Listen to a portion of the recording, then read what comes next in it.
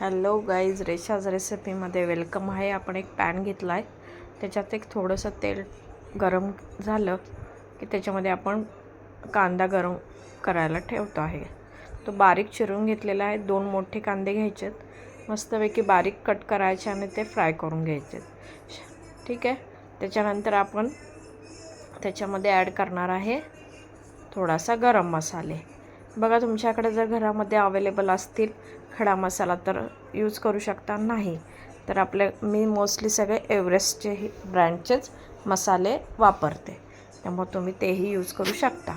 बघा, इथे गरम मसाला, थोडंसं काश्मीरी पावडर, अर्धा चम्मच हळदी, त्याच्यानंतर आपले जे घरगुती मसाला असतो तिखट तोही मी ॲड केला आहे, आणि 1 चमचा आपला बिर्याणी मसाला असतो खडा मसाल्याचा, शाही बिर्याणी मसाला, तो मी त्याच्यात ॲड केला, आणि 1 चमचा मटण मसाला. असं हे सगळं फ्राय करून घेणार आहे. त्याच्यानंतर आता मी जर 2 कांदे फ्राय करायला घेतले तर मी 1 टोमॅटो त्यात यूज करते. ठीक आहे. बारीक टोमॅटो कट करून तो मी त्याच्यात पण फ्राय करून घेतला.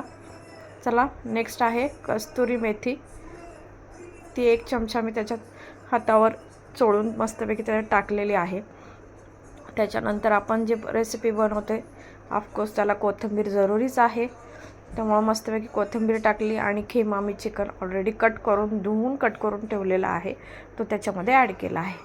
आता अशा प्रकारे हे सगळं मिक्स करून घ्यायचं आहे. चवीनुसार मीठ टाकायचं आहे, जसं तुम्हाला आवडेल तसं, आणि थोडंसं म्हणजे एक जो चमचा मी यूज करते, 1-2 चमचे फक्त पाणी त्यात ॲड करायचं आहे, म्हणजे ते छानपैकी शिजेल. त्यालाही पाणी सुटतंच मीठ टाकल्यावर खिम्याला. पण थोडंसं जर तुम्हाला पाहिजे असेल, खूप ड्राय नको वाटत असेल तर तुम्ही तिथे यूज करू शकता. Thank you for Resha's recipe.